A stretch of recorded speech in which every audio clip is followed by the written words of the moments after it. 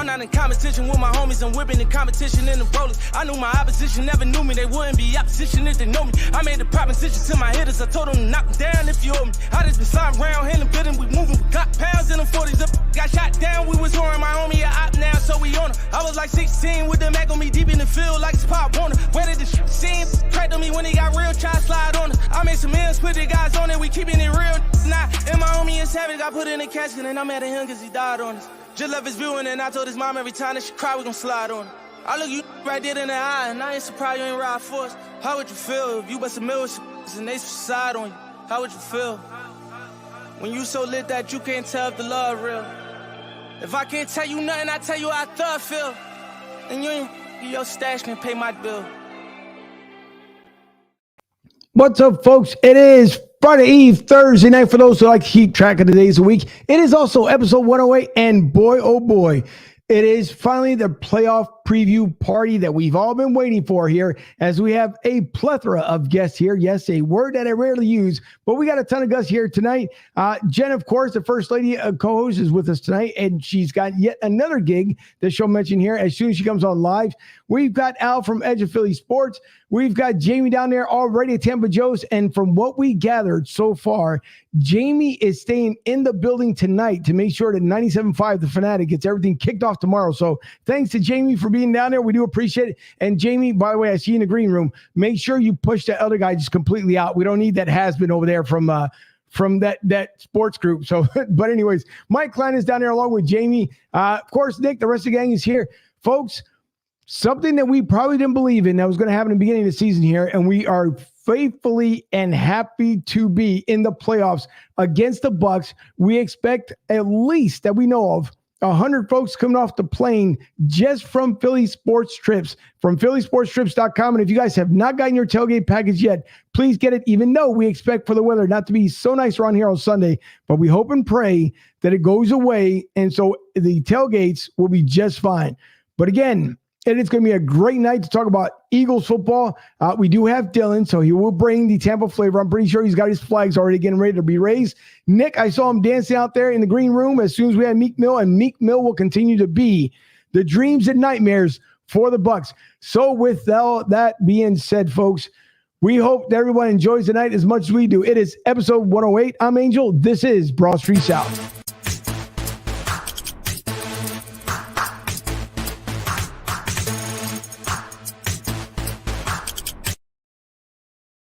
And you already know one guy that's going to be completely fired up, just fresh off of another podcast he did tonight with Dylan.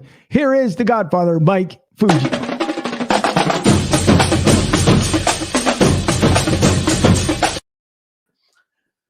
Playoff week is here. Birds, Bucs in Tampa. Ray J, let's get this action-packed party started right now, Mr. Martinez. How the hell are you? Listen, I am good. I am fired up. I can't wait. It's going to be absolutely fantastic. So much going on this weekend. It's going to be just a tiresome type weekend. So I can't wait to see what's going to happen come Sunday. But tonight, we're going to talk about everything what the Eagles got going on, and a former head coach that might be just up the turnpike. So we'll get into that with everybody else. And by the way, it is about, I would say maybe 65 or so degrees here tonight in Tampa. Beautiful weather today, gorgeous weather tomorrow for the Fanatic out there at Tampa Joe's in the morning. And if you are going to attend, by the way, the show tomorrow morning from 6 to 10 a.m., they will have coffee and tea, but because the bar restaurant does not open up to 11 a.m., there will not be food being served. So if you are expecting food, I'm just telling you right now, Wawa is down the street, even though it seems kind of silly to say, but Wawa, Burger King, and a couple other places are down the street. So coffee and tea will be available. John TK show will be there tomorrow. What about Bloody Marys and mimosas? I mean, that's a nice kickoff for breakfast. Well, it is. But once again, they do not have breakfast items. So unfortunately, you will not get your Bloody Mary mimosa. Now, you want to go back at 11 o'clock and get it, by all means, you can go back and get it. So, hey, I thought I'd take a shot and try anyway. Well, you know what? Take all the shots you want to. But unfortunately, it's not going to work this time around. But, good taking shots. But anyways, listen, it is, again, Thursday night. Man, this is going to be so much fun. I can't wait to get into it with everybody. And before we bring on the other two gentlemen of the show here, we want to bring on, of course, our first lady co-host, by the name of Jen McGraw. Jen, how are you this evening? I am doing fantastic. Thank you. You know, we started 2-5 in the season, and then we were talking about flowers and whatever. And look what happened. Look what bloomed. We ended up in the playoffs. And people can say what they want about the Eagles, about how they're probably like the worst playoff team right now or whatever, but we're in the playoffs. And some other teams, not going to name names or anything, Colts, Saints, they're not, and we are. So that should speak for itself. But I am doing fantastic. Well, that's good to hear. And also, we did hear here during the throughout the day here, you picked up yet another job. So not only are you the Eagles columnist for Philly Sports Talk, right? Then you added on another position. So please tell the fine folks what else you're doing now. Yes, so I'm also, not only am I an Eagles columnist for Sports Talk Philly, but I'm also an Eagles columnist for the Philadelphia Sports Network, and it is a website that is branching out and doing different kinds of social media and writing and broadcasting and things like that for all of the Philadelphia pro teams, including the Philadelphia Stars, which will be making their comeback when the USFL returns in April. Nice, congratulations, well deserved. Thank you. Exactly. I'm super excited. And the other gentleman, other than the one there from Tampa himself, our beat first, hold on, our beat writer from Clemson, the sophomore. It is Ducky. Here he is.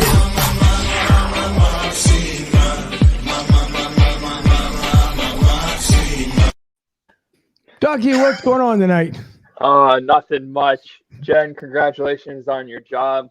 Fuji, you never fail to fire me up. That's my job, brother. I just want to That's say what God put me on earth for. Fire people up. We came on the show before the Washington game, and I said, hey, Aaron Rodgers to the Colts does not seem unrealistic.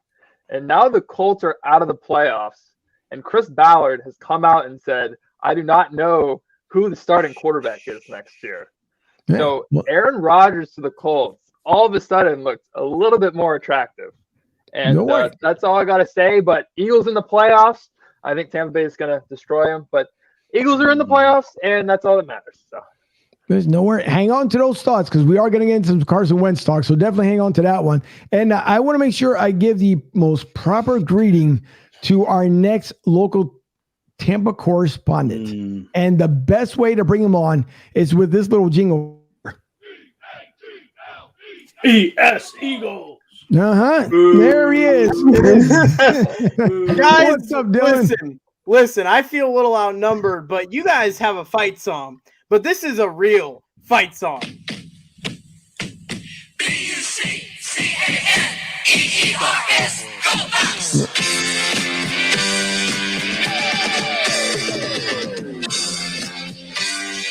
The worst fight song in history. Oh, that's just music to my ears, ladies and gentlemen. That is the worst. That is Did they come up Did with that theme when the Buccaneers came in as an expansion team back in the 70s when they wore those creamsicle uniforms? Yes. Now, just wait. Hold on, because I'm going to bring everybody on here. I'm going to give you the actual real fight song because that, I don't know that. First of all, it's bad enough when you go down to Ray J and you see the I don't know, the 4-foot letters coming across the screen and you're sitting in the stands, Buccca. It's ridiculous, but whatever. That's the Tampa Bay Buccaneers, but that's okay. Good try. But we have also here from Edge of Philly Sports, it is Big Al, who doesn't need major introduction because he is the introduction himself. Big Al, how are you this evening? Big Al, how are you? Hello, everybody. By the way, that Bucs song is terrible. Sounds like an 80s hit. It sounds like the Mickey Mouse Club theme just threw up all over the place. It was horrible. Well, Mick, Orlando's not that far from Tampa. Oh, man. Listen, you land Tom Brady, you got lucky. You were nothing until then, so I'll let him have this one. Yeah. Well, listen. Well, we'll leave it at that because let me bring on the two other hype men here because then we'll deal in there to business before we get everything underway. But from the On the Road to Victory, he was on with us the last time, and he quickly did remind me before we went on air here that if everybody remembers when we had the guest panel of, I don't know, about 25 or so folks that night, Jimmy, unfortunately, kept getting dumped, kept coming back. And so hopefully it won't tonight. But Jimmy, how are you this evening? Do all you can to get rid of me, but I'll keep coming back. Just want to start off, Dylan. That was probably the most atrocious fight song I've ever heard in my life. Eagles by 10, just because of that. Wow, congratulations to you guys for adding Jen. Jen, a pleasure to meet you. Al, also a pleasure to meet you. The other guys, a pleasure to be back in the building. I was here for episode 100, but I was also here, if you remember. I remember it because I got to meet Dylan that day. It was right before that Buccaneers game. Week 6. We talked about the team then, and a lot of people gave me a lot of hate for believing in this team, believing in Nick Sirianni, Jalen Hurts. And one thing I kept stressing was it's going to take time, right? We got to be patient. Development will be coming. Let's just try to stay patient. Hope we turn into a running team. Well, since that time, ladies and gentlemen, we are the number 1 rushing attack in the league.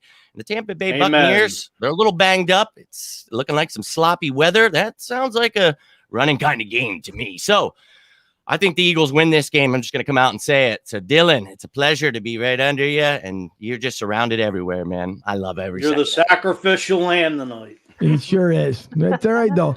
And coming from live at Tampa Joe's, again, don't mind the guy to right of him because it doesn't matter. The man on the screen here that's coming up, the 18-game man streak himself.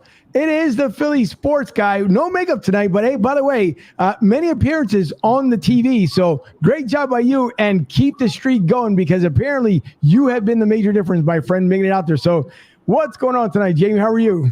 I appreciate it. What's up, everybody? You know what? I got to start off. Man, that song has got to be what? Old enough to be your grandfather? I mean, what are you like 16, 17 years Great grandfather. I wasn't even alive. Something worthwhile listening to that song. Oh my God, that made my ears bleed just hearing it. You play it. So, but anyways, we ain't here to talk about your song because you ain't going to be hearing it a lot on Sunday because we're going to be taking care of business. That's the way we do it here. Go Birds. Yeah. Go Birds indeed. And Julio Figueroa, of course, he reminds us, and Julio down here from the Tampa area as well, that no one likes us. We don't care. We're from Philly. You're from Philly. No one likes us. We don't care. We don't care. And by the way, Dylan, just because right on the screen here, other than Julio and everybody else, listen to what an actual real fight song sounds like.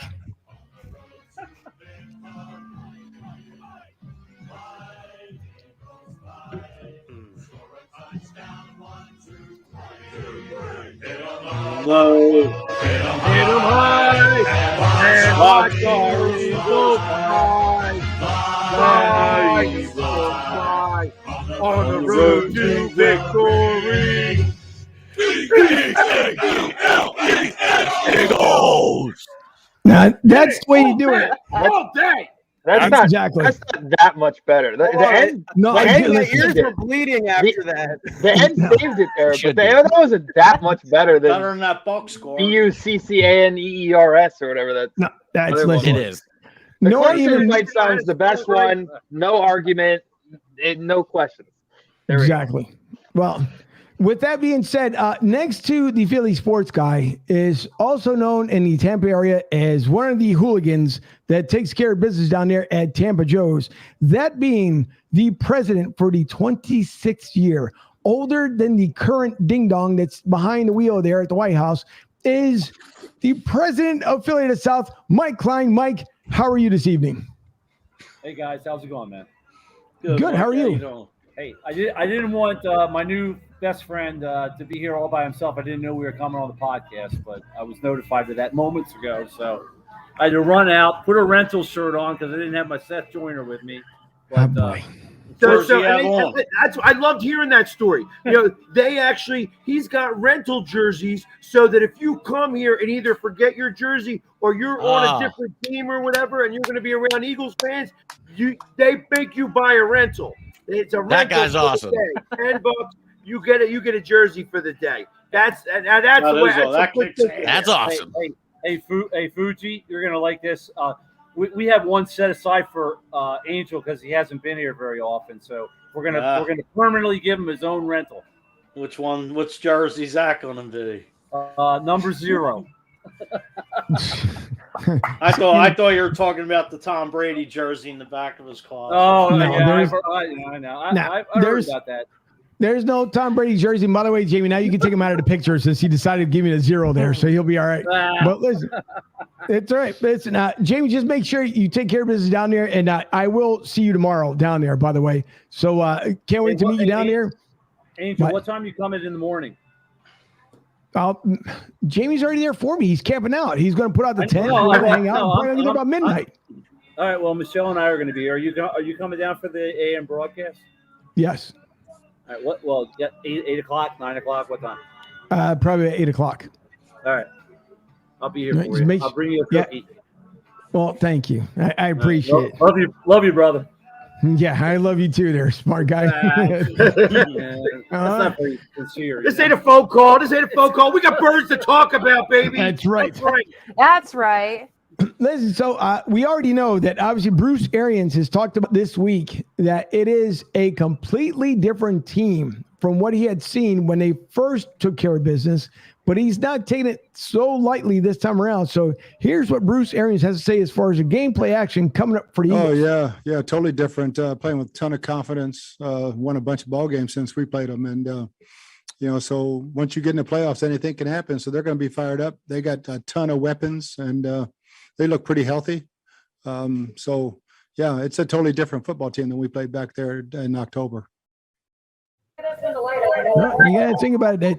Obviously, Bruce Arians knows they got to take care of business on the ground. If it's going to be a wet weather game, the Eagles prefer probably the wet weather over the Bucs do because the Bucs have not played that much. The only time they did it was against the Patriots. So this team down here in Tampa is not used to wet weather. Obviously, when the summertime rolls around, it's a whole different story. But when it comes down to the fall and winter time, it's not as much here in Tampa Bay. So to start off, and Jamie, since you're down there at Tampa Joe's, the weather that we know of so far, and we'll start the weather first, on Sunday could be that obviously there could be a system that could move through just before kickoff, which would then make this either sloppy or terrible, and or it could be during the game. We won't know because obviously in the north it's going to be snowing, so all that crap is going this way, unfortunately, but it'll provide rain. How will this Eagles team prefer to play, whether it be in the wet weather conditions and the windy conditions, or would they rather have it dry as they do back in Philly? I think that they're relishing the fact that this is going to rain. I think for every raindrop that falls, we got a better chance of winning this game. Especially with the way that we run the ball. I mean, the Bucs got a good defense. They got a good run defense, and they're going to be able to stop some of these runs. The fact that we saw Sanders today without anything on his hand, that was promising. But I like the fact that it's going to be pouring. Right now, it's like 60 degrees here, and I mean, it was so much better than I left it. It was like 24 degrees this morning in Philly. So coming here, rain, I think they're going to love it. I think it's going to be like kids playing in puddles.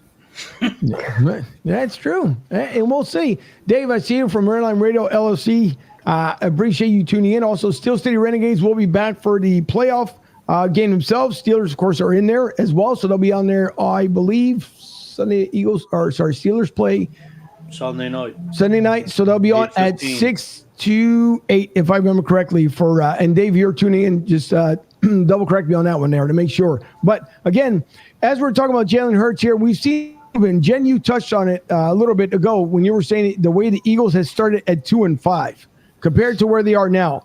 What's been the biggest takeaway that you can see from the start that they had to where the Eagles are at this point?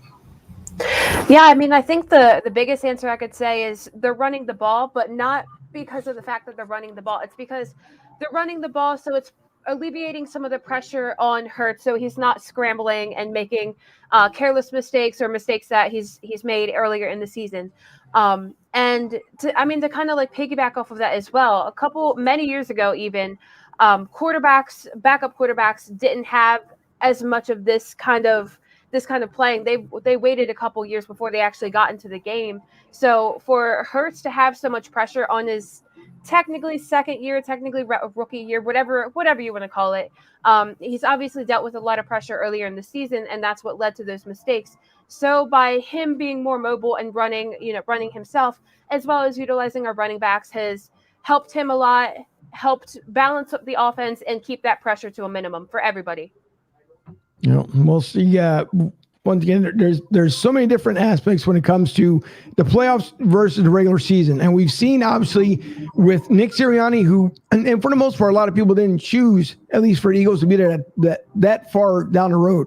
There was, I almost want to say it was the NFL Network that I'm almost certain they chose that they only were going to win 4 games this season. And obviously, it's been a big turnaround for the Eagles the way we've seen it right now. So, Big O, I'm going to go to you here for a second.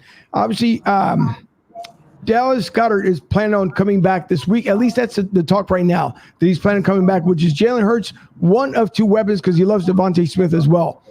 How much of an impact now does Dallas make coming back into this lineup? It's huge. I mean, the difference between him and like Zach Ertz is he can block, he can hit, he can run after. The yards after the catch is a big difference too. But he's a big weapon for this team. Who you have, Devontae Smith. He's seen big plays, big moments like this. Zach's been around a little while. He's got to work with these guys.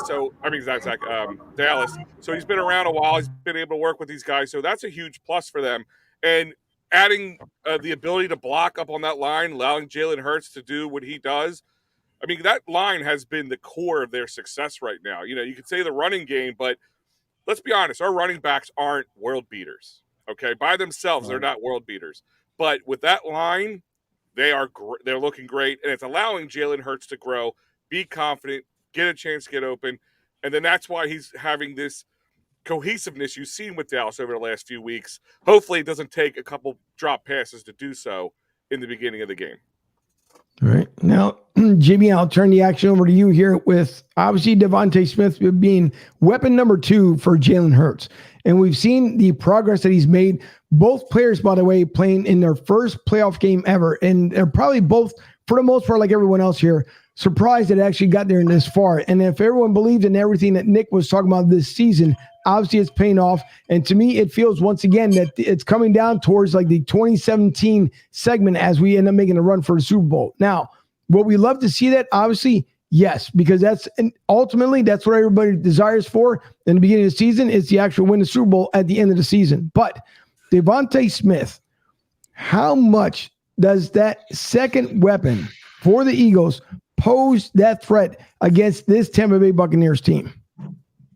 Well, Devontae Smith is pretty phenomenal. I'm a monstrous fan of the guy. Anybody who follows me knows I wrote that article in January about why we should draft him, what he would do. I was hopeful that it would maybe help some of these younger receivers, but I also thought we could, and if not this year, next year, add a free agent, veteran receiver to help these other guys. I think that'll make us unstoppable. But right now, in this moment, when we were retooling this year, for me, it was always, this is going to take a couple of years to really be, which I think we're building a dynasty. And people are like, you're way too far ahead of yourself.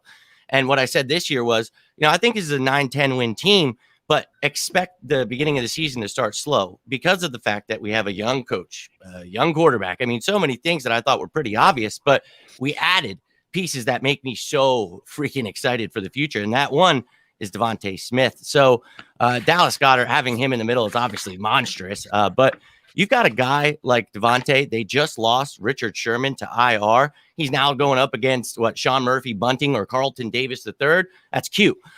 He can go out and smoke any corner in the league.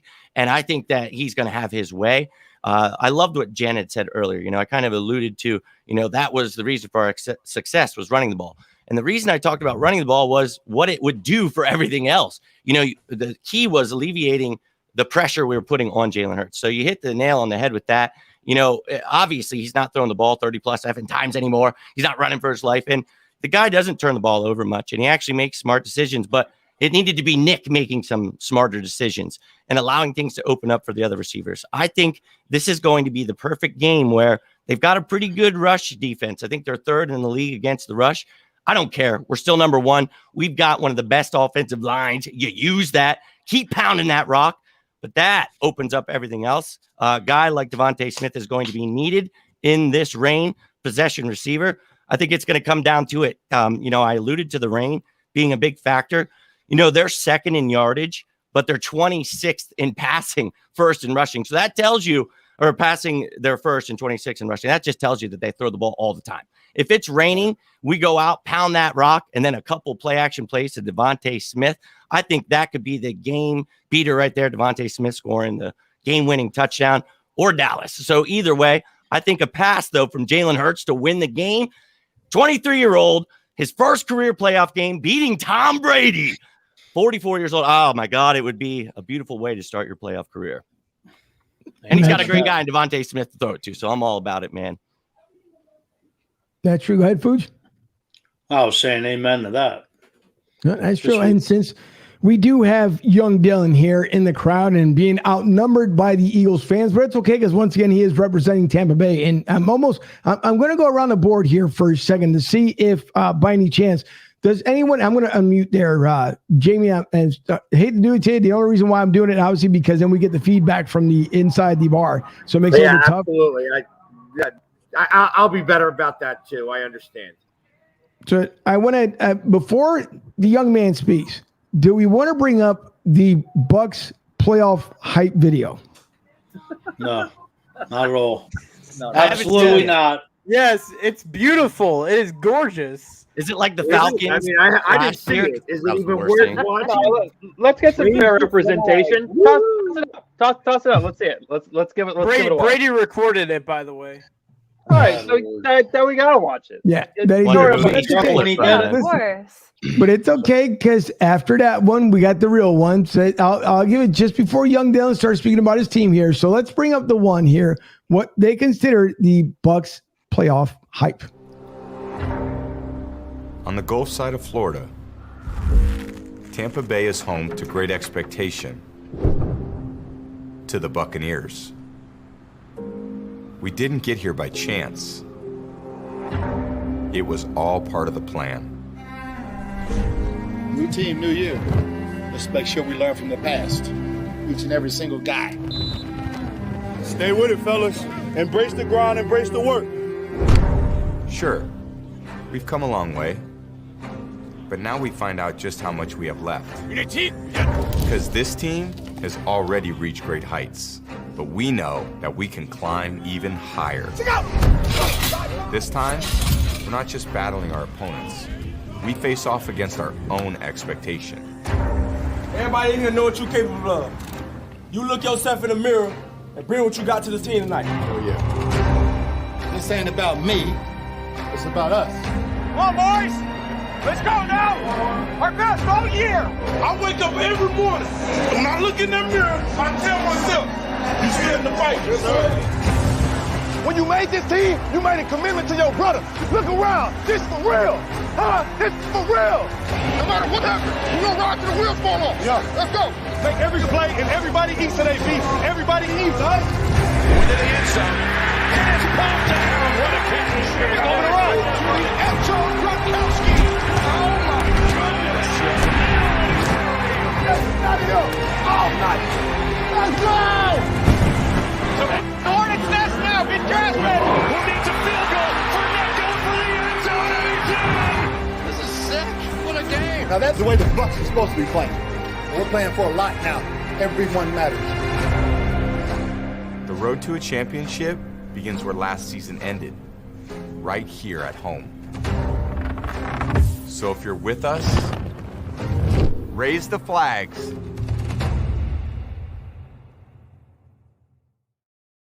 Now, here's what I'm Don't saying. even do it. Don't even do it. I stopped watching after that. It's just so inspirational. Don't even raise It it. looks like a commercial. By the way, 2020 world champions, boys. When you got, Dylan, did that really hype you up though? Did that hype you up the way that It brought when I tears to think of my a hype eyes. video, I think of a hype video. That wasn't a hype video. That was like a documentary of the 2021 That's a commercial. regular season. History Channel edition. I love the fact that there was a plan. I want to see what their plan was. What? Bring Tom Brady in, win the Super Bowl? I mean, like, wow. What a plan. Genius plan you got there. Geniuses. Yeah. all right. Let's see the Eagles one. Let's see how different it is. Is it the meat? It won't be loaf any we played better. at the beginning?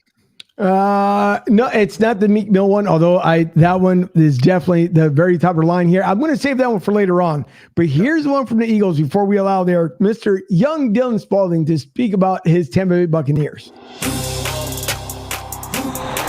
People say to me, you did it. You got in the playoffs. You made it. So you think everything we put in this dang season was just to get in? Yeah, let's buckle up now. I'm not going to talk about how we got here. We came together, grew together, fought together. When you're in a championship fight, you think you win every round? Now, I'm not going to lie to y'all. You don't. But I'm proud to stand in the ring with this group of guys every damn week. Do we get the credit we deserve? Who cares? If you're a Birds fan, you know exactly who we are. Gorgeous pass by Hurts. Don't get me wrong. Are we perfect? I think y'all know the answer to that. But we fight like hell. What did Coach say? We're nasty? Yeah, we are. That's us. We're nasty. I can dig that. So what'd you all come here for? You want me to get fired up, right? You want me to tell you why you should be fucking excited? Because it's the freaking playoffs. That's why. Is it the end of the fight? Hell no. Dog mentality, baby. That's a team. Next round. Press on. If you're going to do a hype video, that's the way you do the hype video. That was pretty good. Yeah. I tell you, that was With the more football hype team, than I the Tampa forgot. Bay I didn't Saints. realize Philly was still a football team. You did. You knew. Was Listen. that a Temple hype video? No. No. Do yourself a favor, Dylan. Go to On the Road to Victory. Check out my hype video. See. Dylan, I'm sorry, man. This is a losing battle for you. You tried. All right, let's He did. I got to give him Let's hear credit. your Dylan, piece. it's all love, man. Let's hear your piece. Why are the Bucs going to win? I'll be honest. Going into Tom this game,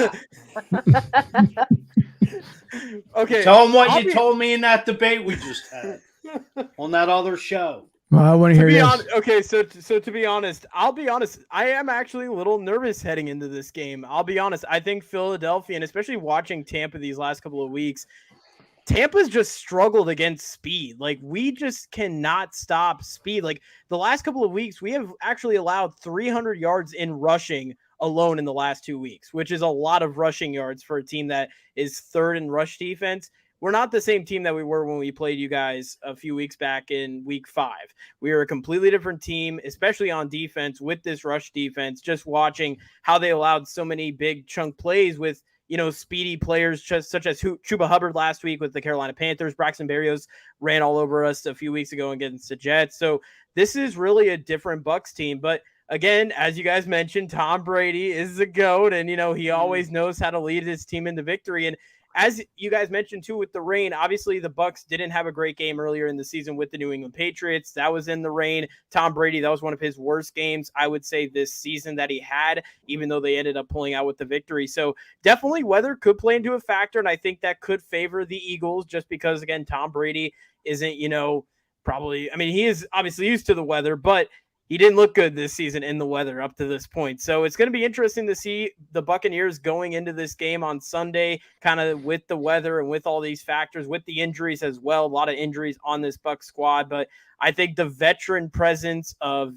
Tom Brady, you get a guy like Leonard Fournette, who's going to be coming back on Sunday. Playoff Lenny hopefully will be chugging along over against the Eagles. So I'm hoping that the Buccaneers will pull out a victory over the Eagles.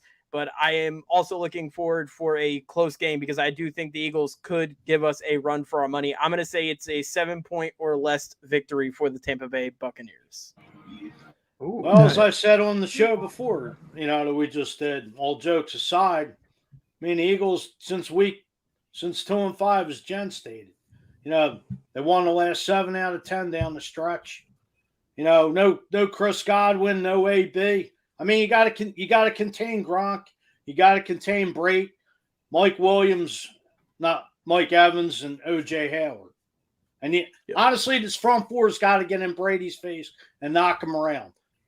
Just beat up on him. That's how the Giants beat them. Two Super Bowls. Luckily, BG got in on them back in '52, and you got to come play 60 minutes of smart and disciplined football. No playoff, no penalties. Just keep Brady off the field. Hey, Yeah, Dylan, we saw what the Panthers did last. Nope, sorry about that. Yeah, just a quick question for you. As I was listening to sports talk radio down here, which is, again, something that makes my ears bleed. They talked more about the Eagles fans actually today than they did anything else. With all the drama that's going around Tampa Bay right now, what has the media spoken about it? Because I haven't heard much about it. I know that there's like with Antonio Brown and just stuff that's going on now and the things that he's alleging about the Tampa Bay Buccaneers. I mean, that's all drama that's now you're stuck in your face right now before the playoffs.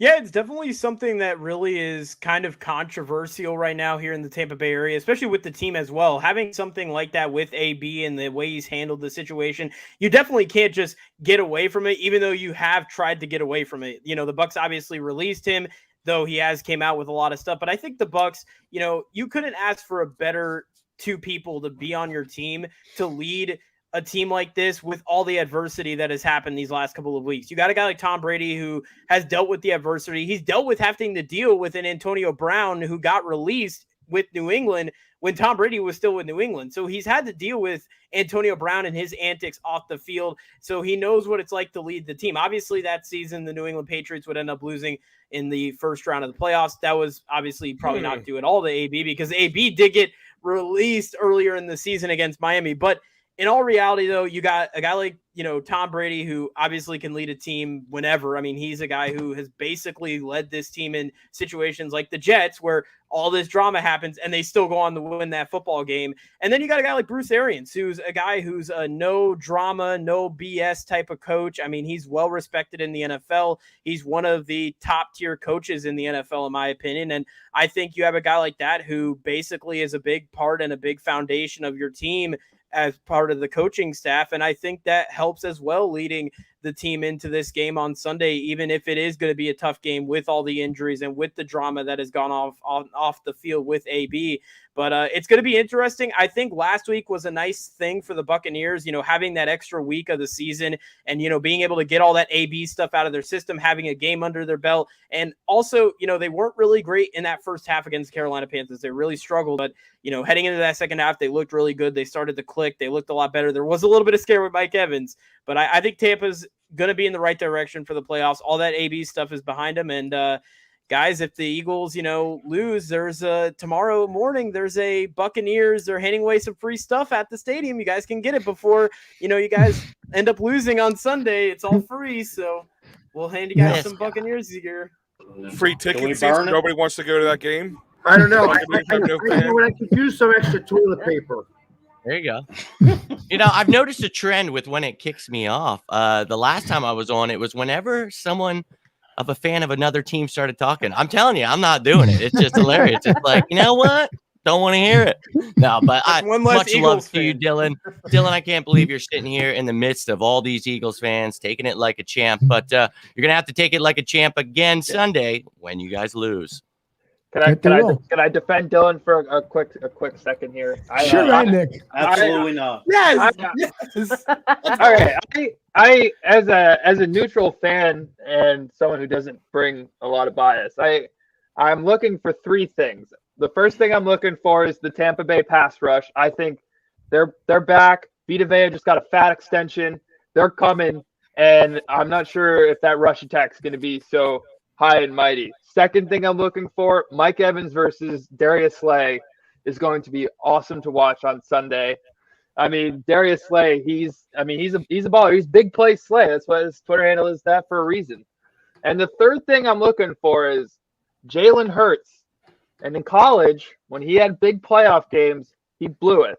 He lost to LSU. That wasn't entirely his fault, but he lost to LSU in quite a sad way. And in 2017, a young man named Tua Tagovailoa took over for him in the second half and beat Georgia to win the 2017 national championship game. I'm not saying Jalen Hurts isn't clutch, but his resume right now in playoff moments, in big moments, is he's fallen short. And I'm very, very curious to see if Jalen Hurts is able to rise to the occasion like he has the last 10 games, or if he's going to fall and he's going to have flashbacks to Tua taking over his spot and him having to transfer to OU. All right. So Is that a Brooklyn thing behind a Brooklyn Nets flag behind you? It's hard. I'm It's hard to be a this serious. I'm a huge Nets fan. I'm a huge That's Nets your fan. fault. You got two guys who love super teams built together. I love it.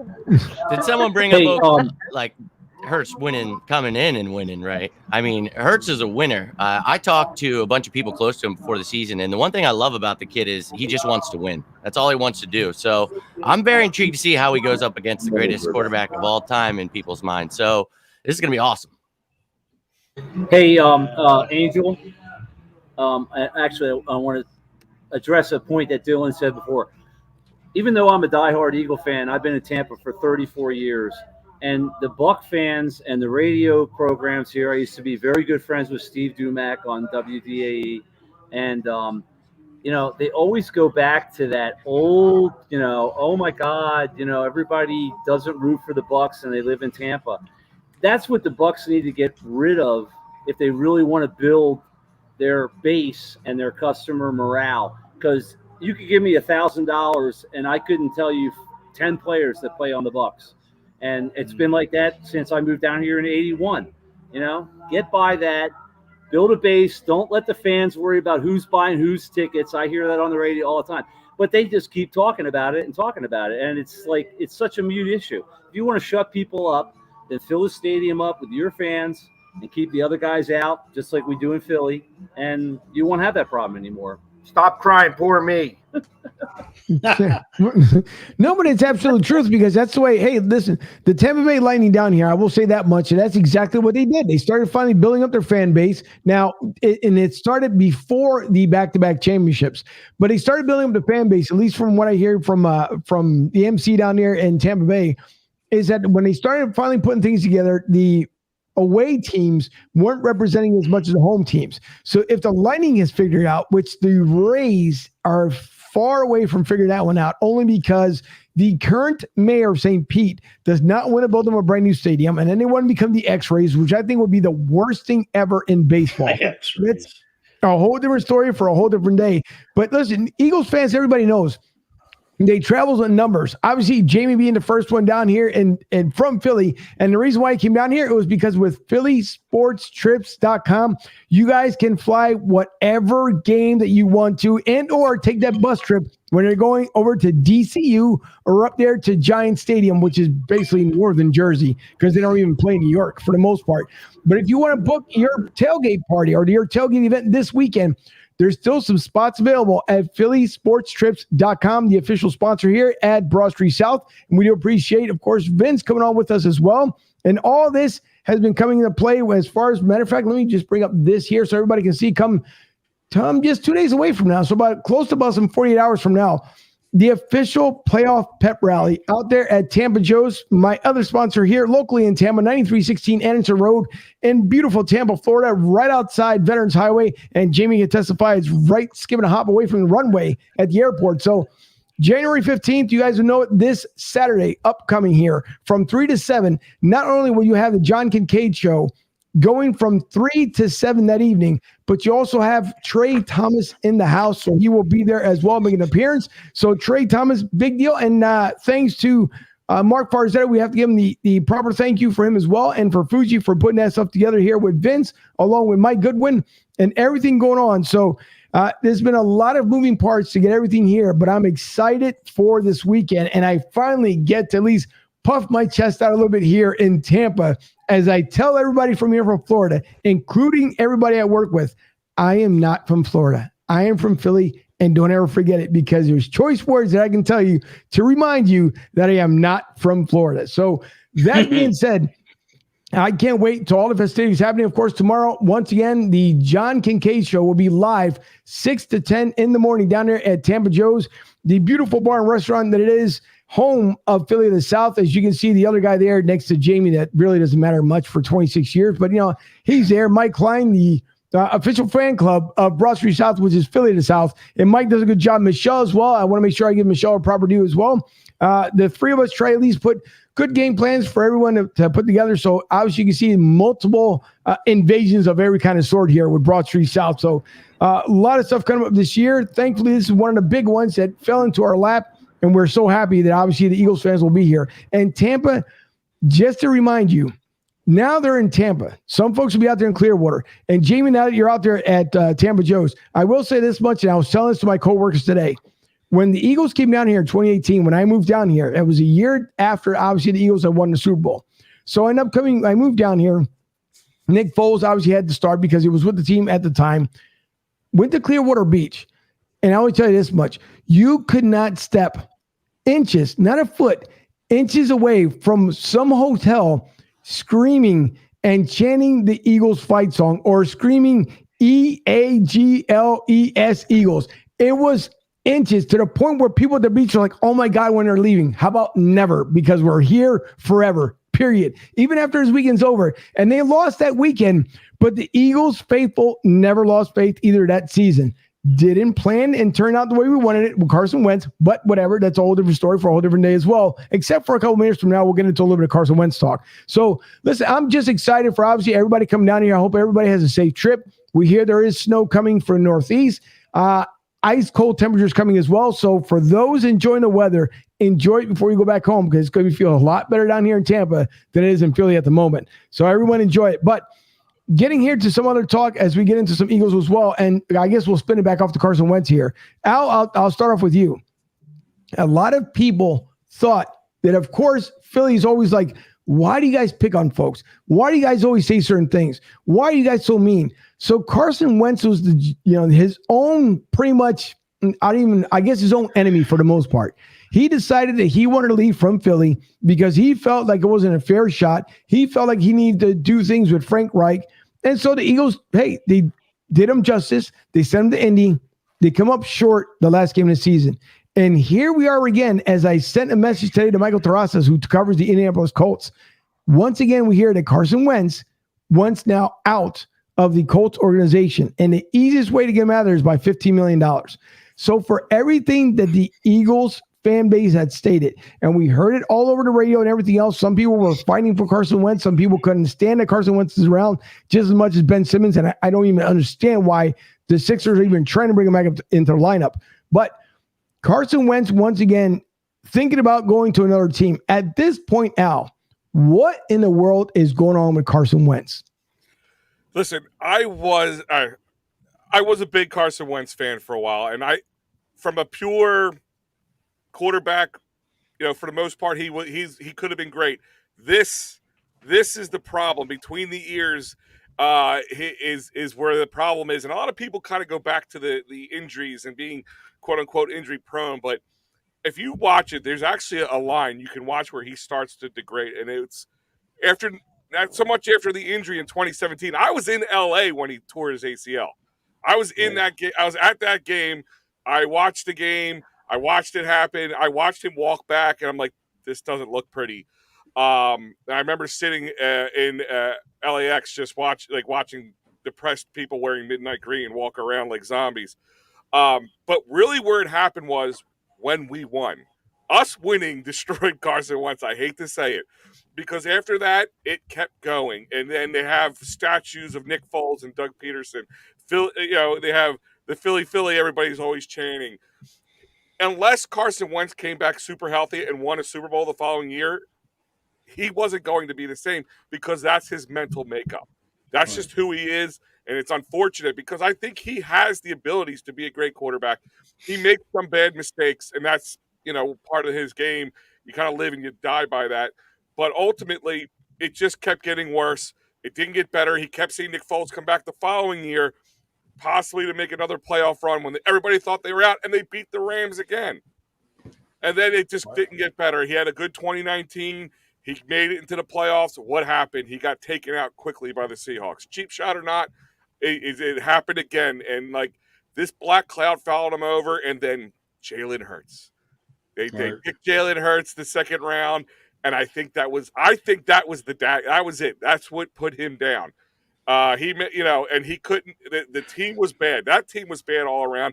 Doug Peterson wasn't happy from the get-go from that season.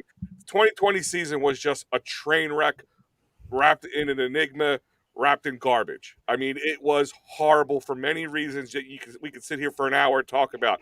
But that was the ultimate thing. And then he was done dirty a little bit because when they sat him down, because he wasn't playing well. When you sit a quarterback down, what you're supposed to do is sit him either for that half a game or a whole game, whatever it is you're planning, but he gets a chance to go back in and play again. He never got that. So I don't blame a man for not wanting to be there after that, but I think he made his decision way before that. Agreed. It's a shame. And I want to get your opinion as well when it happens here that with Carson Wentz, and obviously you being out there again live at Tampa Joe's. I want to get your opinion as far as what do you think as well with Carson Wentz? Like, what is the deal? What's going on? And what is Indy going to do at this point? Because Frank Reich, understandably so, stuck his neck out for Carson Wentz, but now Carson Wentz basically stomped all over Frank Reich's neck. Well, he actually had a really good season, and then to turn around and then all you had to do was win one or tie one game of the last two games to get in the playoffs, and he couldn't do it. And he was so atrocious.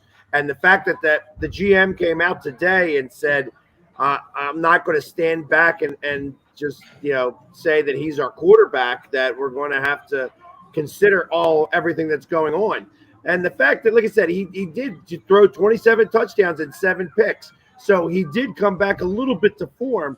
It just, when it mattered, he really did, squeeze. They call it that hiney hole pucker. And, once that happened. Wait, what do they call it, PSG? The hiney hole pucker, that's it. I think you're on the wrong show. And, ultimately he couldn't perform. And that's, and that's what I think. And that's the problem now. Now you've got a coach and a GM who's not going to give you their stamp of approval, and you already have a fragile ego. I felt that when he came back after we won the Super Bowl and he came back, every pass he threw, he was trying to win the Super Bowl. And I thought that got into his head. And I think that right when he thought he had the team again, that's when they drafted Jalen Hurts in the second round. So I think that he's got this real fragile ego, and it got affected, and he was in quicksand for the last 2 games. And now he's, it looks like he's going to wind up with his 3rd team in 3 years. Yeah, it's unfortunate. So, Jimmy, I want to get to you, but Jen, I'll go to you first before I get to Jimmy here, because I know he's going to, play abracadabra and poof, gone, and then come back. So, Jimmy, give me a second. Jen, I want to get your take here as far as when it comes to Carson Wentz situation. Yeah, it's a tough situation because, I, like so many other Eagles fans, in 2017, I was a huge Wentz person. Even when he got injured, I was like, oh my God, like we have this backup coming in. Like we're not going to win the Super Bowl like with this. Ironic.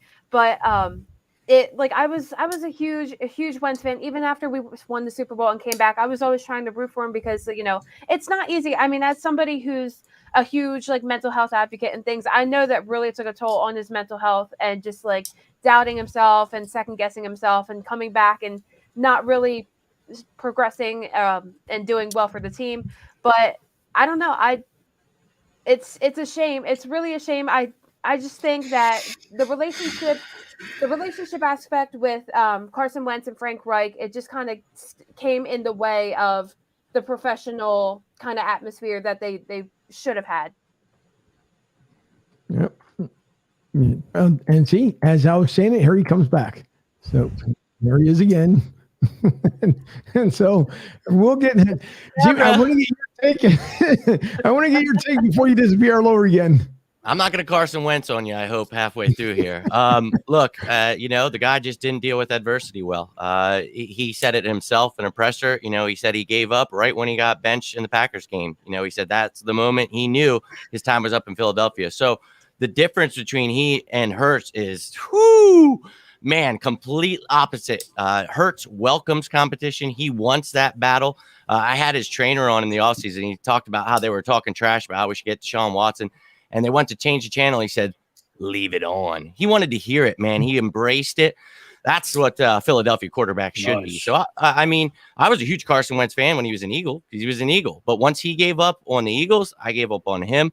And I great job, Howie, getting a first-round pick, swindling the Dolphins, Giants, Cowboys, everybody getting spanked, baby. So 3 first-round picks. We got Devontae Smith. I'm on cloud 9 right now, baby. And we got rid of him when it looked bad already, and we knew. And as he goes away. Yeah, we don't know. Yeah, we'll never find out the ending, but it's okay. When he comes back, we'll find out exactly what's going on with him. But it was the Howie praise. That's why they kicked him off. Once you start praising Howie Roseman, the internet said, "Yeah, see you later." Hey, listen, he had said that he kept getting kicked off by the opponent team fans, and a lot of you guys have talked when he got kicked off. So a lot of you guys are Bucs fans, low key. Oh. So I know. You're speaking now.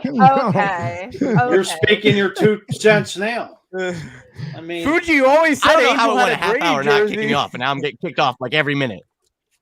no, I don't understand it either. So did you? Can you? If you wanted to finish up your point there, Jamie. I literally was saying the last words. I said, and that's why we drafted Jalen Hurts. The writing was already on the wall. Carson was not dealing with Philadelphia well. The pressure was on, and I agree with what Al had said. You know, it was more than just the injury. It started to go downhill there, but there were signs. And then when you drafted Hurts, that was it. It was like, oh my God. And I had heard some rumblings that things were wrong. But I mean, nobody saw that train wreck coming the way Doug was going. Carson was. It was just like, what just happened? So wild. But thank God we got something out of it. Yeah, that's true. And speaking of Doug, the great segue into here, our next one here. Doug Peterson obviously is being interviewed all the way around, obviously Chicago. I don't know if he's going to make a visit yet to the Raiders or not, but I know obviously he made his way down to Jacksonville and also up north to the metro area of what's called Jersey, New York. Now, there could be a possibility, and from what it sounds like a lot of grumblings, that the Giants are really making a push for Dougie P. And I'm going to start out there with Jamie again live at Tampa Joe's. I don't want to really – I would love to see Doug Peterson back with the Bears. I think he'd be a good fit with the Bears. I don't want to see him with the New York Giants because obviously what he wanted to run versus what Fuji's best friend keeps interrupting all the time there, Howie Roseman, that he doesn't want him to do. You know, I want to see exactly what's going to end up happening. But Jamie, I want to start off with you. How much do you desire for Doug Peterson to be in the same division as us? I to be honest, I think it'll be a shame. The reason being is that first off, you say whatever. I mean, we've gone through a number of coaches, and even with Parcells and Fossils and stuff like that, the Eagles have had the Giants number for the most part over the last 50 years. I mean, we had a really bad – I mean, we are now ahead in the head-to-head, and we lost like the first 30 games to them. Right. So, I mean, we have really had their number. And I would hate to see his, aura get tarnished by being the Giants head coach and us beating him like that. Like if you do it in Chicago, you do it in Denver, even there's maybe even Seattle. There's those. I just don't think it's a really good fit for him up there. But I guess the money's going to talk and everything else is going to fall into place. Like I said, I would much rather. I think Chicago's perfect for him. Minnesota would be okay, but Denver. I think Denver's really his spot. Yeah. I think because there he could bring in a new quarterback, and he's not going to. He'd have a little bit more carte blanche than all the other ones. I think that you're stuck with the quarterback in Chicago. I think you're kind of stuck originally with the quarterback in New York. I don't know. I don't think it's a good fit for him, and I think that it'll just take away from the fact that he won us a Super Bowl. PSG, think about this. Denver would be a great fit if a certain other quarterback wants to end up going there, Mr. Aaron Rodgers. Well, of course, that would be an amazing thing. And they do have a rapport. I mean, they were on the same team for a while. So it's not something that's unrealistic to think that could be.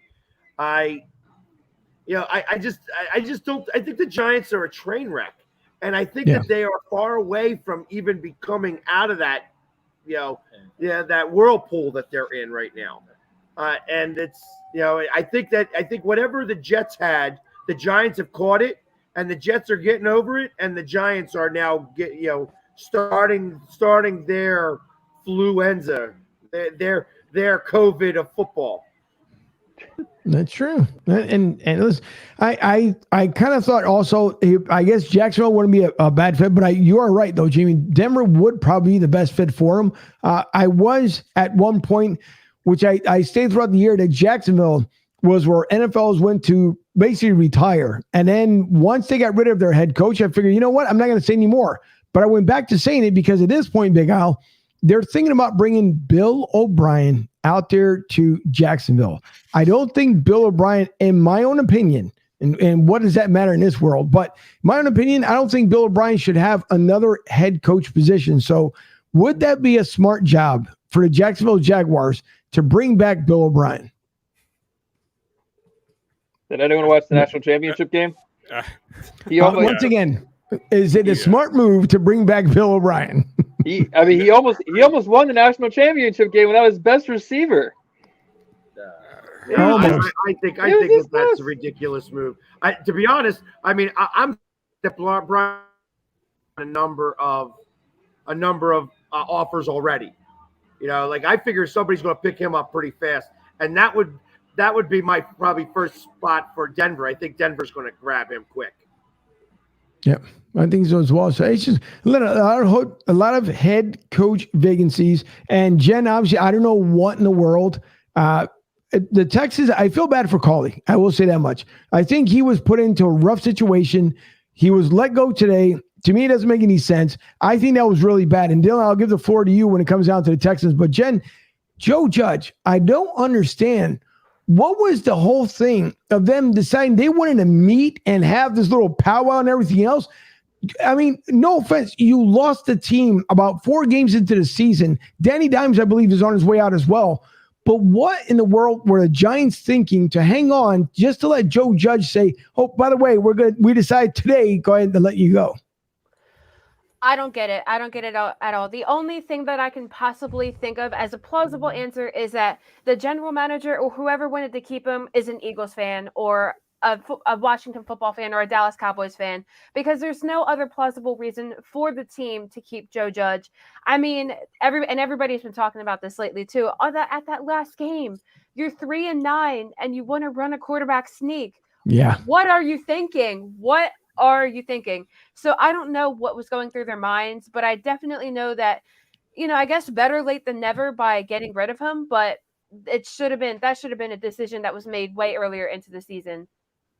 That's true. And Dylan, I'll leave you with the Cauley and the Texans, because I know you have also a fixation. I won't say a fascination, but a fixation when it comes to the Texans as well. So Cauley kind of surprising. Again, with everything that was handed to him, Deshaun Watson, a team basically that was falling apart, it kind of seemed to finally gain some sort of team momentum at the end of the season. I don't think he got his fair shot as well. So I'd like to get your assessment of what you believe, if it was the right move or the wrong move by the Texans.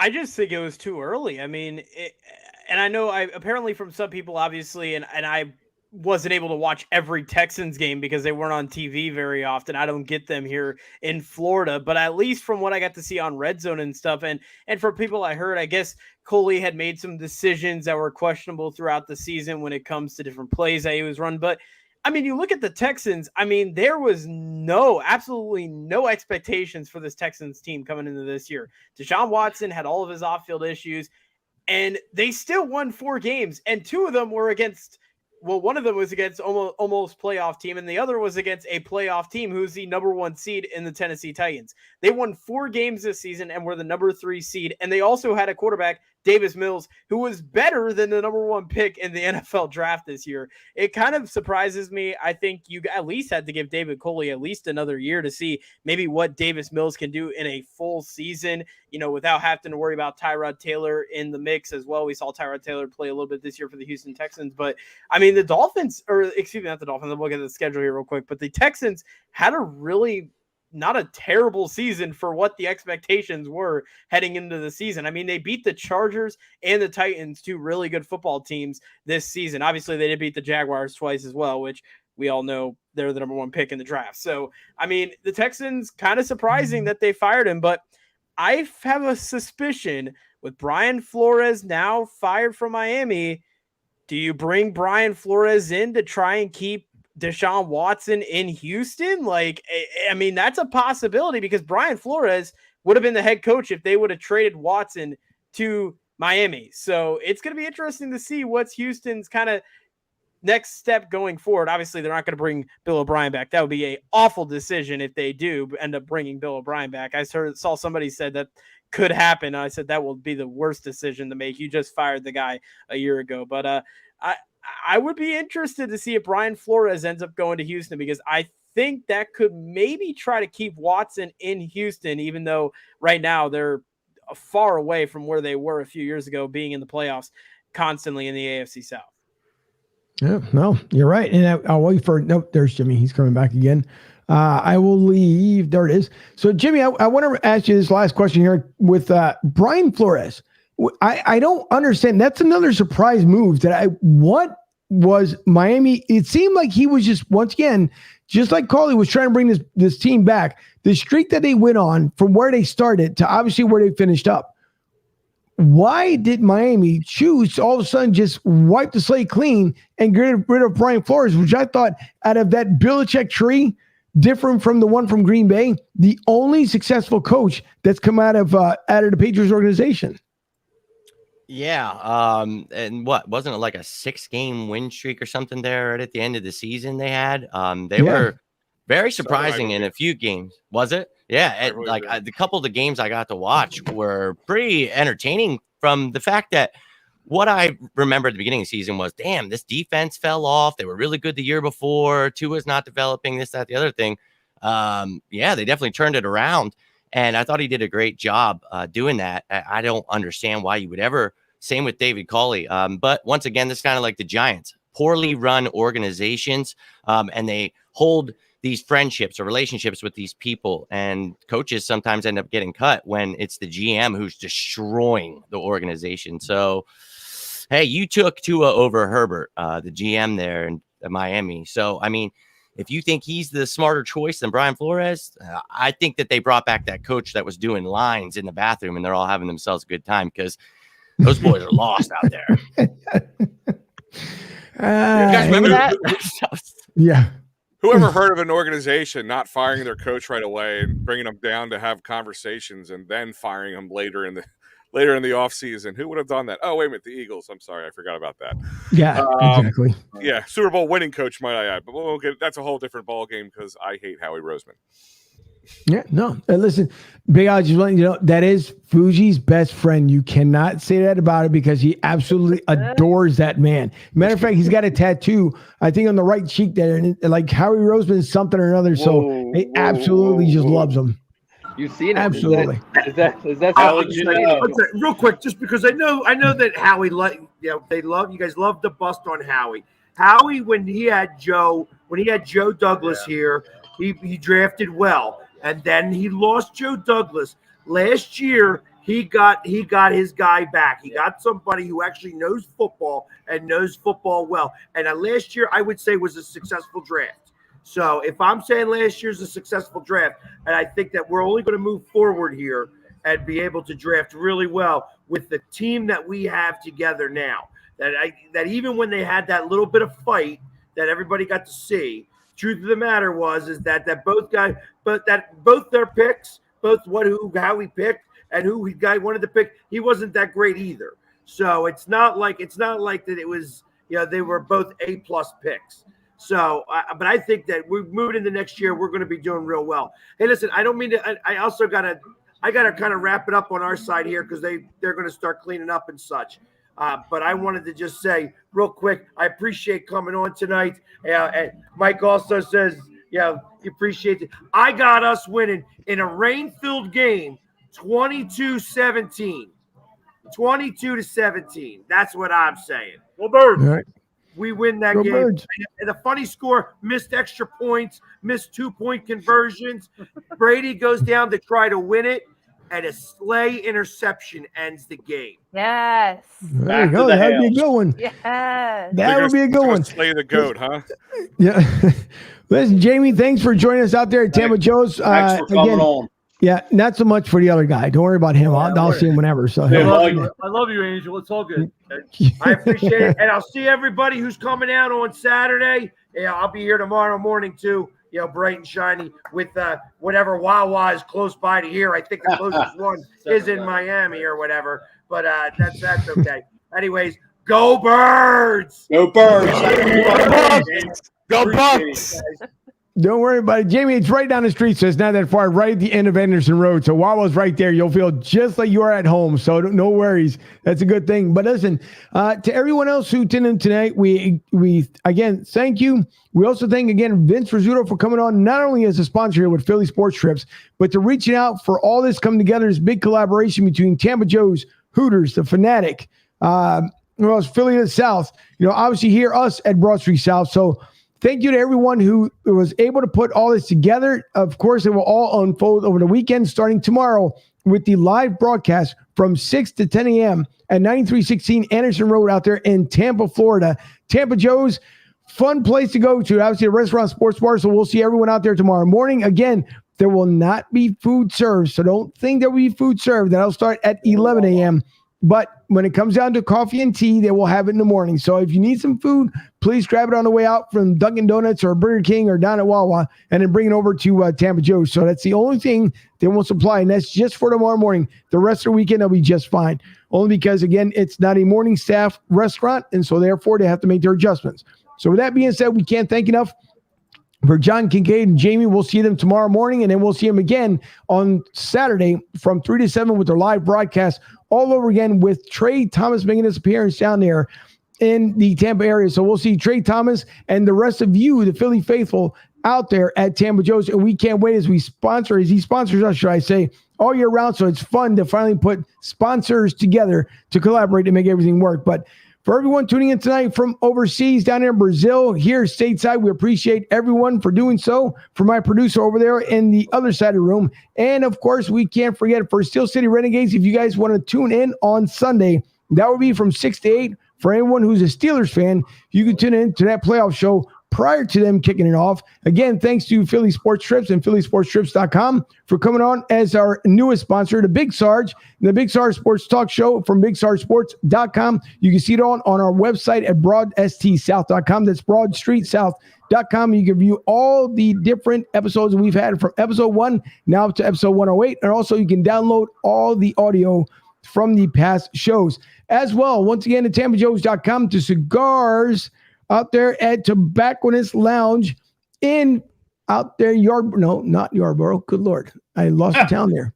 Good Lord. There you go. Limerick, Pennsylvania.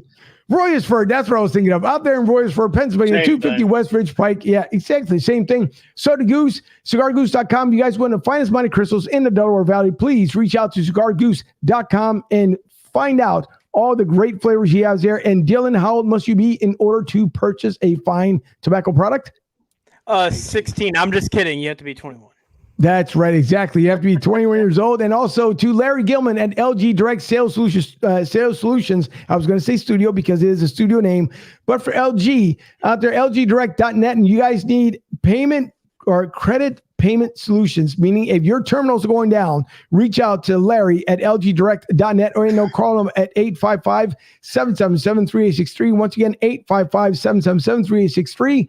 And if I do remember, that's just about everybody. And by the way, gang, if anybody can remember the line here to this, you could probably end up winning, I don't know, I would say an imaginary jersey. But where do you get your sports gear if you had one place to get it from?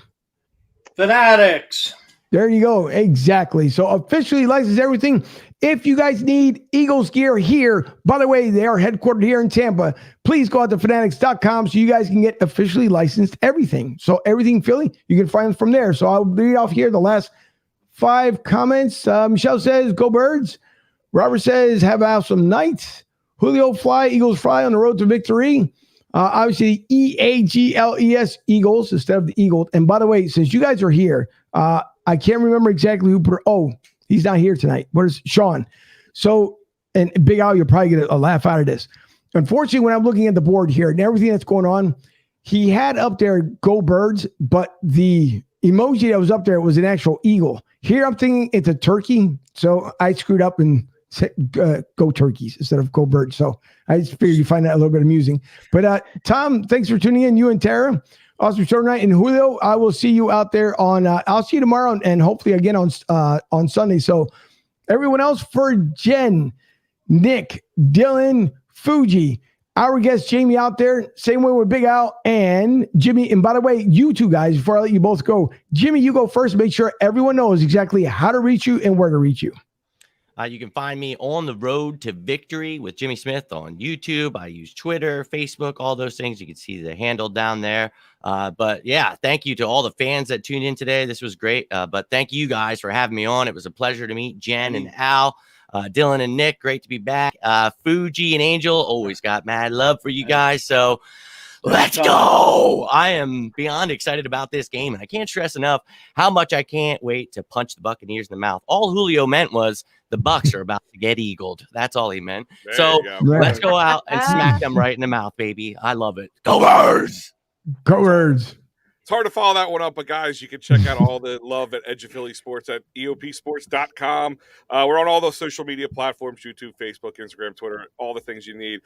Great articles, huge team, shows every day almost, podcast out every day. If you can't find it on eopsports.com, you're not looking hard enough. Angel, I just wanted to say one thing. Sure. I want to give a special shout out to Mark Farzetta and his guy Josh for hooking up the Trey Thomas appearance. Much obliged to those guys.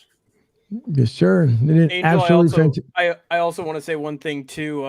Here in the Tampa area, we lost, unfortunately, the bullpen catcher for the Tampa Bay Rays. Current bullpen catcher, Gene Ramirez, unfortunately passed away yesterday, and I just wanted to send my condolences out to him. He unfortunately passed away. He actually committed suicide, and I just wanted to say for everybody, if you need help, get it, because I think it's very important. I thought this would be a very important thing to bring up because I think if you need help, you should be able to get help. And it's really unfortunate that he passed away at only 28 years old, very young. And we lost a really good man here in the Tampa Bay area, and he's going to be missed. So hopefully the Rays do something really cool on opening day for his honor. See, Dylan, you're a Bucs fan, but I still love you. And it's for stuff like that, man. That's terrible. I almost passed away at 30. I'm a very big advocate for mental health. And at the end of every show, I always say, if you want to reach out, please do, whether it's about Eagles or anything. But that's because we're all going through a lot in this world, and especially with what's been going on the past couple of years, it's been rough, man. So definitely reach out if anybody ever needs a friend. Always here for you. So I love that, Dylan. That was good on you, man. Yeah, it's awesome. Yeah, that is true. Julio says same thing happened out here. A kid in my high school. My condolences. So yeah, I do remember coming across a story, and Dylan, thanks for bringing that up because it is true. Mental health awareness is the one big thing that everyone is going through, not just men and women. I mean, everybody. And it is probably the worst and toughest that we've ever seen here in our history. So hopefully things get better. Hopefully people over in DC will start waking up to realization that we need to make some better positive changes in order for us to do much better things as a society. So let's hope for that. But Nick, also before I let you go as well here, you are about to kick your season back off again, aren't you, as far as the school? Yeah. So I just started class yesterday. I'll be working the Clemson basketball game Saturday night, and I got the track meet tomorrow and track meet Saturday. So I'm super excited. And then it's internship season, baby. Time to start applying. Time to start doing interviews. I got my first one next Tuesday, so super excited. Get it. Just make sure you take down the Nets thing. That might help. Hey, go Nets. Go Nets. We like the Nets here. Go nowhere, Nets. And for our first, before I get our scores here, because I know on Sunday I will be out there at the tailgate party, so unfortunately I won't be able to put my score up there unless someone out there able to find some good signal out there.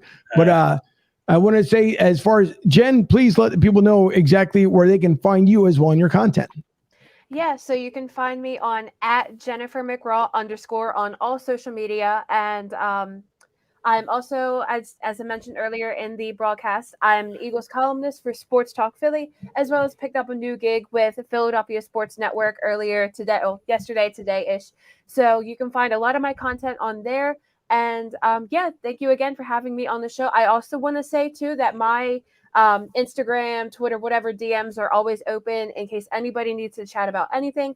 I, too, am a huge mental health advocate, and any way that I can help, any way I can make somebody smile, I'm always here for.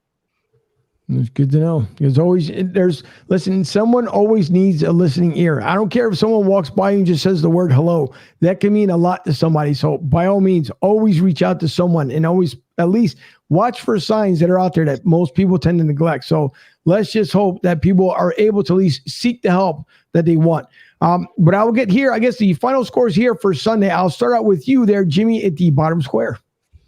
Whew, I think, with that rain, it's going to be a sloppy one, but I think we'll still get some points. If it weren't so sloppy, I'd say I'd love to see a shootout between the two, but I don't know if I could deal with another Super Bowl where I'm going to have a heart attack, so we're going, I meant to say like in the Super Bowl against Tom Brady. Right. I don't like that. I would love to see us go out, punch him in the mouth right away and try to slow them down. It's going to be hard to do that, but 26th rushing attack, right? So if it's raining, they're going to have a little bit of trouble. Fournette coming back from injury. I think we can get on top of them. Let's go 24-18 Birds. Okay. Julio says 28-20. That's not a bad score either by Julio. So, young Nick, I will go with you. All right. I don't like doing scores because I feel like guessing scores is probably the hardest thing to do in life is guess scores. So I'd rather do econometrics than guess scores. But Tampa Bay is 8.5-point favorites. I'm going to take them to cover, and I'm going to take them to win. So Tampa by over 9. Ooh. Don't bet too much. Dylan? So I got to go 24-13. Go Birds. I'm just kidding. No. Yeah. Let's take it. No. I'm making the clip of that. No. I have to take that back. I can't bet against my guy Tom Brady, even though it is going to be raining and all that. 11-point victory for the Bucs, 24-13. Give me the dub here in Tampa Bay, and we'll see you guys next week for the home playoff game here in Tampa. And you guys are more than welcome to be invited to it. Oh, boy. Big Al, you can go ahead and fire your shots that way if you want to. I think I said enough on that one. I'm not going to pick on too much more. So my question is, do you want me to pick with my green glasses on or my green glasses off? Green glasses off. On. Off, please. Come on. Listen, come on, Al. Put them on. I'm going to go with Nick. Guessing scores the games is it's a shot in the dark. If it was easy, we'd all be sports bettors and making a ton of money. It is going up and down, looking left and right. This thing can go either way. If the weather is what they're expecting, this game could be a lot closer. So if you're looking at the spread, I take the Eagles all the way if it's 8.5. Now, if everything is nice and sunshiny out there, it's going to be a tough game, and it's going to come down to it. But I think Tampa Bay is going to end up squeaking this one out. I know, and I'm an Eagles fan. It's just you told me to make a pick based on what I'm saying, and it's hard. But if this weather comes out like it is, it's anybody's game. That's true. Jen, I'll go with you. You can follow that one up there, Big Al. All right. Well, couple of things I actually want to see this weekend from the Birds. I mean, we touched on it earlier with Eagles defense. I want to see Fletcher Cox have himself a game. In the Super Bowl, obviously, BG was the man with that strip sack. I want to see Fletcher Cox do the same thing because he's just been kind of underwhelming this season. And I think now's the best time for him to really give Tom Brady a nice hug, a nice goodbye to playoffs. So I'm going to go, that being said, I'm going to go with 28-24 Eagles. I have very high hopes that the Eagles are going to come out with this win. A nice hug. I like that. Booch? Well, since I'll be hosting the show on Sunday and you're down in Rage, I will hold my prediction until Sunday during the pregame with Matty Rogers, who's going to be coming on and hosting with me. I'll just take this pick for him. He said Eagles. 3-3. We're tied up, Angel. You got to break it. Well, listen, I think it comes down to a late field goal, but I think it's going to be a tight game. I do see in the 20s, but I would say the Eagles end up pulling this one off 27-24 there, and pretty much a nail biter towards the very end because we know that both of these teams are second half teams this season. So anything can happen. But since you want to bring up the Pro Bowl up there, I have an absolute gorgeous chant that you might hear along with that Go Birds one. So pay attention to this one because it might be a lesson learned. We don't care. No one likes us. No one likes us. No one likes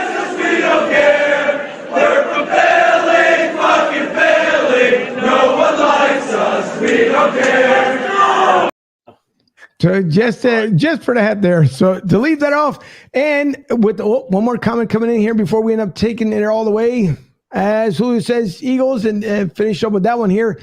But as I said, we hope that it be nothing but dreams and nightmares when it comes to our Birds over there at Ray J Stadium. So I will leave you guys with this before we sign off. With everyone else, enjoy the game if you're going. There might be a surprise show down there from Tampa Joe's. You might see me up there or down there Saturday with a surprise stream. I will let you guys know. I'll post it up there to make sure. But with that being said, let's get into a little bit of Meek Mills here to end the show.